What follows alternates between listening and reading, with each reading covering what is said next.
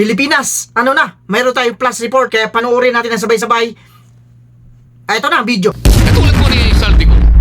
Ang sabi ko lang naman po matunog na yung pangalan niya. Napakaraming sources na nagsasabi, kumukonekta sa kay Saldico, pwede ba natin siyang imbitahin? Ang sabi po, hindi na raw siya imbitahin because of interparliamentary courtesy. Ang sabi ko po, ang interparliamentary courtesy hindi po nalalabag kung iimbitahin lang siya. Halimbawa, invitation letter lang. Nagawa ko po yun kay Congressman Toby Chanco. Voluntaryo po yun. Kung darating siya, salamat. Kung hindi siya darating, okay lang. Ngunit, ang pinag-uusapan natin ay problemang kasangkot na po ang kinabukasan ng ating bansa. Sasabihin ba natin interparliamentary courtesy? Nakikinig po ang buong bayan. Tatakpan po ba natin ng dahil sa interparliamentary courtesy? Nakasulat po ba sa bato yun? Absolute po ba yun? Yun po yung aking ikinasasama ng loob Hindi po tayo dapat mag-away-away. Iisa po ang ating layunin. Ang ating bansa ang pinaka-importante sa ating lahat. Bakit po kinakailangang ilihis natin? Bakit po tayo gagawa ng paraan para pagtakpan po natin ang hindi dapat pagtakpan? Ginoong Pangulo, ngayon po'y masasabi ko, si Master Sergeant Orly Gutesa ay mas credible pa po kaysa sa marami sa atin dito sa kapulungan ito. Si Master Sergeant Orly Gutesa, mas matapang kaysa sa mas marami dito sa ating kapulungan.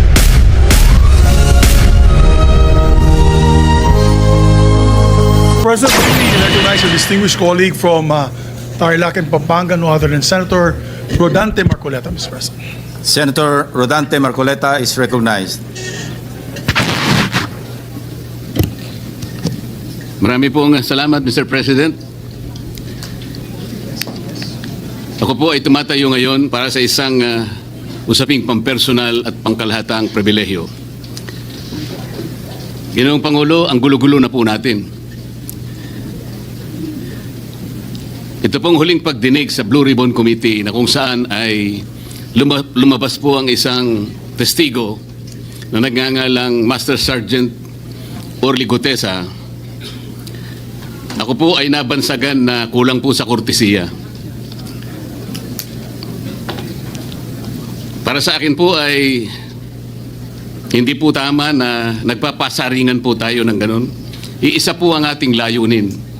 Hindi po tayo magkakalaban sa layunin na matuntun po natin ang pinaka-problema kung bakit nasadlag po ang ating bansa sa ganitong kalagayan.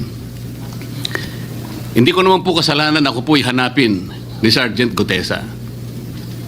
Hindi ko po siya kilala Hindi ko po kasalanan kung ako po ang hinanap niya at hindi iba. Nung pong makita ko po yung kanyang salaysay,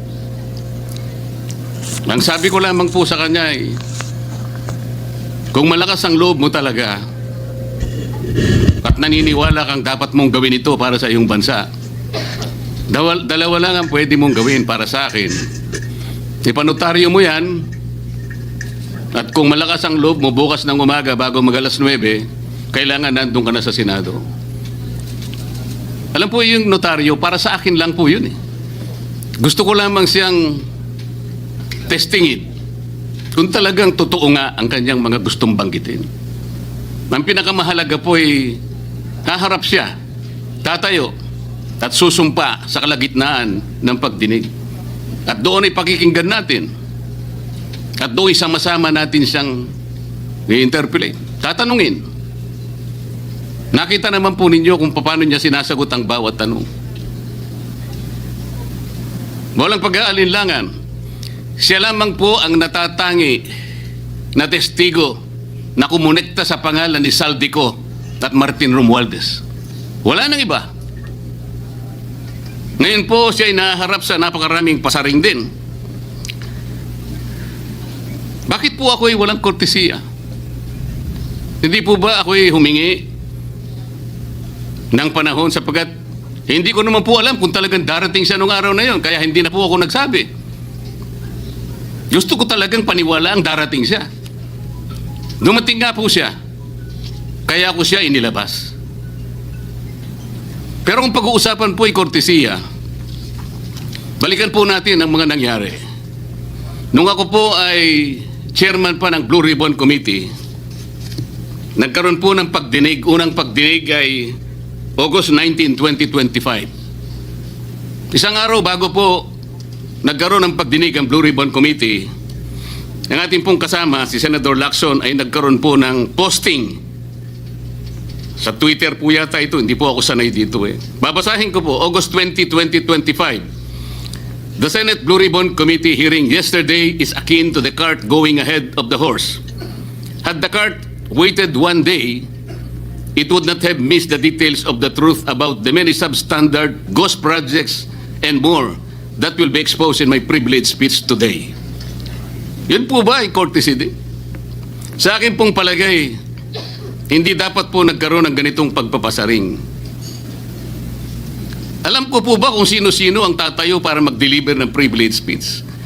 Matagal ko na pong sinabi noon kung kailan po ang pagdinig. Wala po akong itinago. Ngunit kung sasabihin na kung naghintay kami ng isang araw, ay mas marami pa sanang mga detalye at katotohanan ang naihayag. Hindi po ba sinabi ko sa inyo noon, mismong Pangulo ng Republika ng Pilipinas ang nagbigay sa akin ng USB na nandun po lahat ang mga proyektong pinaghihinala na ghost projects? Ayaw ko lamang pong ilabas ng isa-isa sapagkat sa aking pagkakaalam noon, Ginoong Pangulo, mali din po yung binigay na mga coordinate sapagkat ang pinagbasihan nila yung MYPS, hindi yung PCMA, na palagi ko pong binabanggit.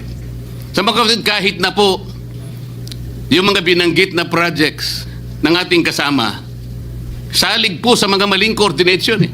At saka konti lang, pinili lang. Nagkataon lang po maganda nga talagang pagkakapresent sapagkat kulang na lang po yung cinematography at saka screenplay. Kung meron pa lang sanang sound effects, baka nandun yun eh. Huwag po sanang ganun magpasaringan tayo. Iisa po ang layunin natin dito eh. Yung matukoy natin kung sino ang merong utak dito. Na ngayon po ay unti-unti na pong naihayag. Sino bang natatakot kay Martin Romualdez? Marami po siguro dito sa kapulungan ito. Pero hindi ako natatakot kay Martin Romualdez.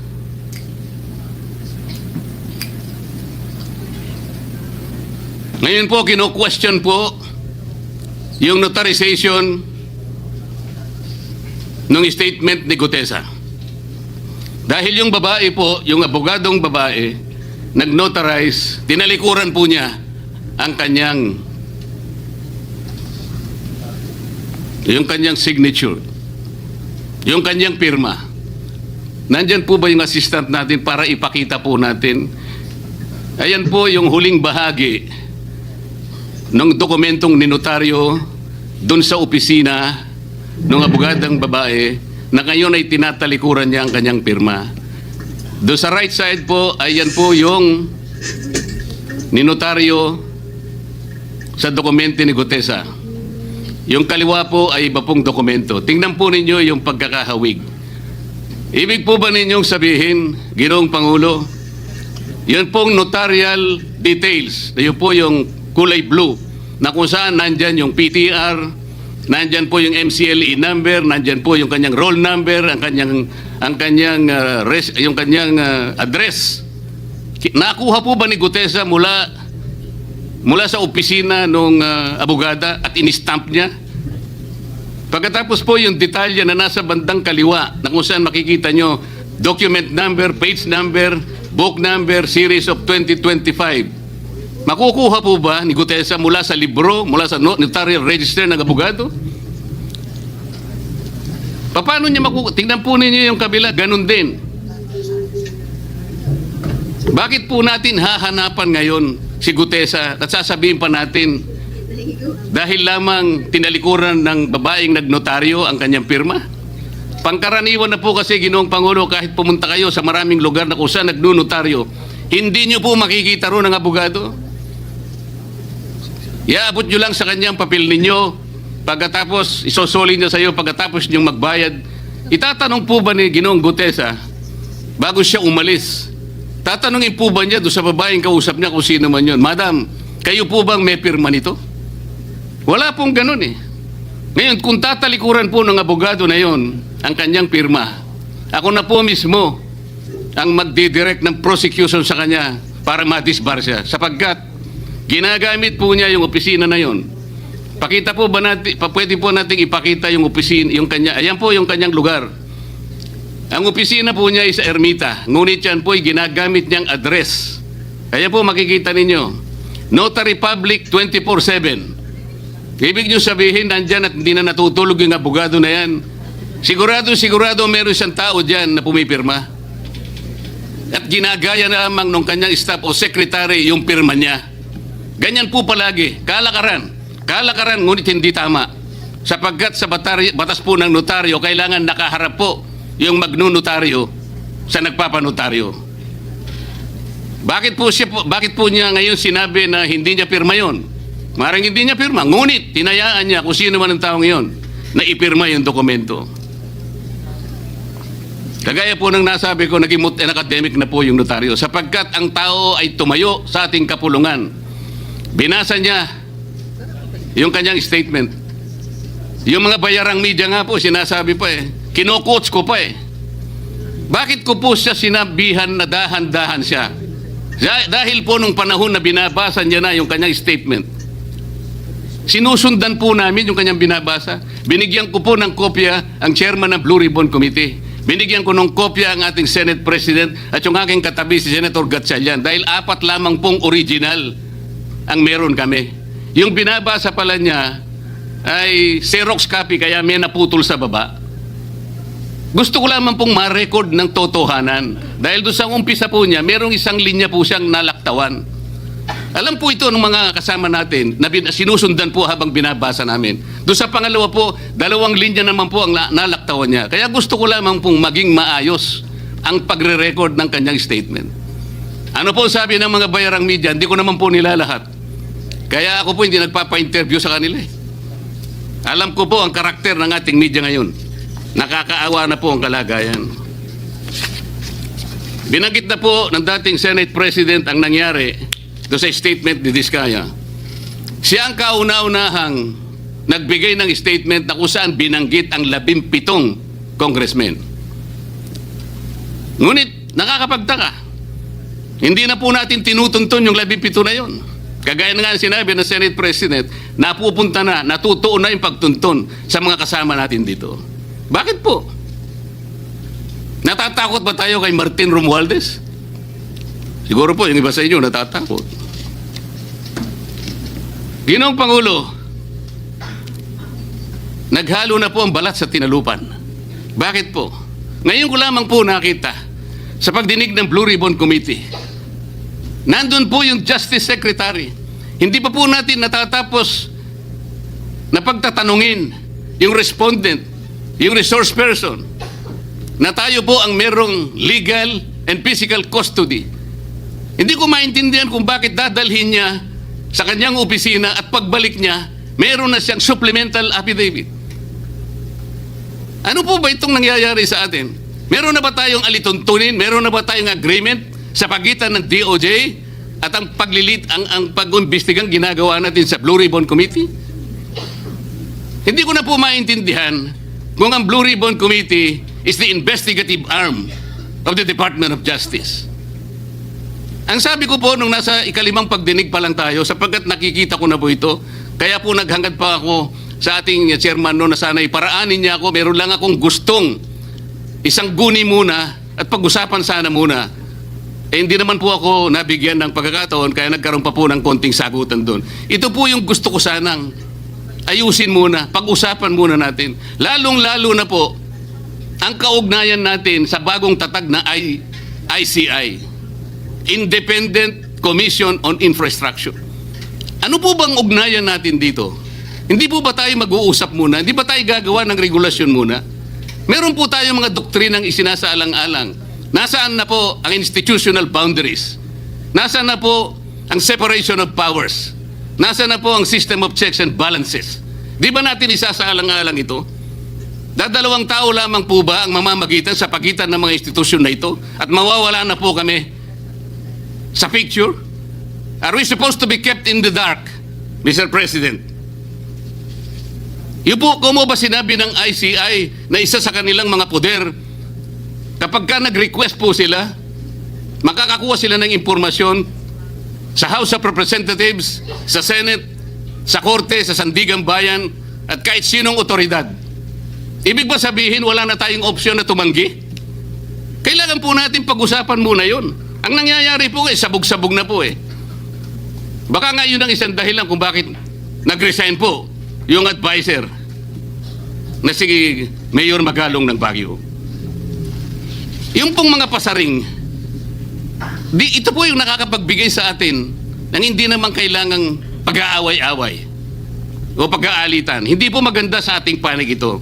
Tingnan lamang po natin yung interview sa DCMM ng ating kasamahan, chairman ng Blue Ribbon Committee, na ang mga host ay si Victoria Tulad at si Christian Yosores noong September 28, 2025. Ang tanong po nila, ilang hearings pa ang nakikita ninyong gagawin ninyo? Ang sagot po ng ating kasama, Senador Lacson, yun ang hindi ko pa masabi. Dahil kung may bagong lumalabas na mga testigo at masustansya yung sasabihin, meron pang mga kakulangan na dapat na mapunuan, magtawag tayo ng pagdinig. Tama naman po yun.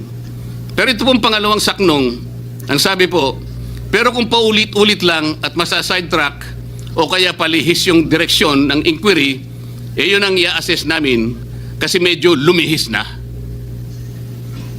Ano po yung lumihis? September 28, dito lumabas si Master Sergeant Orly Gutesa. Lumihis po ba o dumiretso? Mula kay Saldico, ikinonekta po niya kay Martin Romualdez. Sa akin palagay, dumiretso po, hindi tayo lumihis eh. Pagkatapos tinanong pa po, do you think po, coach po si Gutesa? At iba pong observation baka si Senator Rodante Marcoleta dahil parang sinabihan siya nung nagbabasa siya. O nalimutan mo, balikan mo itong paragraph na ito. Naipaliwanag ko na po kung bakit ko lamang sa sinansala at sinabi kong balikan mo sapagkat meron nga po siyang nalalaktawan base po sa sinusundan namin na binabasa niya na dokumento. Ang sagot po ni Senador Lacson, medyo natawa pa nga siya, kayo nang humusga sa lahat ng yan, ay tayo nag-viral na. Siguro, ang sasabihin ko na lang, yung hula nyo, yun ang hula ko. O hula ko, hula nyo. Parang, your guess is as good as mine. Hindi po maganda yung inference eh. Parang lumilitaw, kinots ko eh. Bilang isang abogado, magmula po nung ako'y maging abogado, inisip, hindi ko po ginawa yung mga bagay na ito. Kumisan nga ako eh. Hindi na abogado, sila pa yung nagsasabi. Katulad po ni Saldico.